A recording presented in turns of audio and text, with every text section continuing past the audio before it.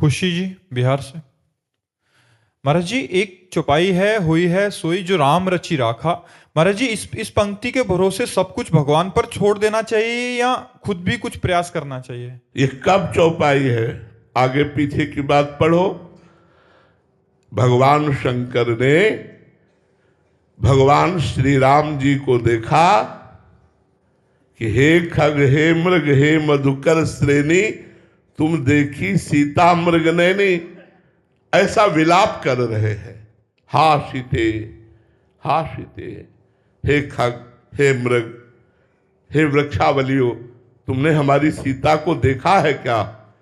तो भगवान शंकर की दृष्टि पड़ी तो जय सच्चिदानंद परम धाम प्रभु की जय हो। तो सती जी के मन में प्रश्न खड़ा हो गया। भगवान की सगुण लीला बड़ी विचित्र है। या देवी सर्वभूतेषु बुद्धि रूपेण संस्थिता नमस्तस्यै नमस्तस्यै नमस्तस्यै नमो नमः। जो देवी सबकी बुद्धि के रूप में विराजमान है, आज उन्हीं की बुद्धि काम नहीं कर रही।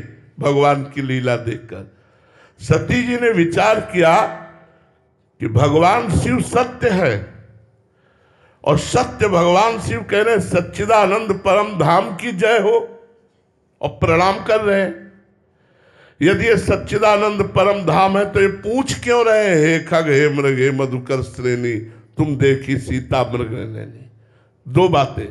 एक तो सीता जी की इतनी विराग्नि, सच्चिदानंद में इतनी आसक्ति।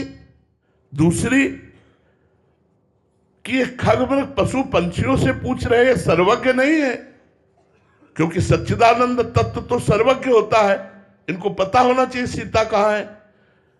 यदि ये राजकुमार है तो भगवान शिव ने इन्हें सच्चिदानंद कहा, और यदि सच्चिदानंद है तो ये खग मृग पशु पंछियों से क्यों पूछ रहे? अस संशय मन भयो अपारा। बड़ा संशय हो गया। भगवान शंकर ने देखा सती के मन में संशय है, तो भगवान शंकर ने बताया, मुनि धीर जोगी सिद्ध संतत विमल मन जे ध्यावहि। बड़े बड़े सिद्ध मुनिजन जिनका ध्यान करते, ये भगवान श्री राम नर लीला कर रहे हैं, इसलिए ऐसा पूछ रहे। लेकिन सती जी की समझ में नहीं आया। बार बार वही प्रश्न इनके अंदर खड़ा। यदि राजकुमार है तो भगवान शिव ने क्यों प्रणाम किया सच्चिदानंद कह के?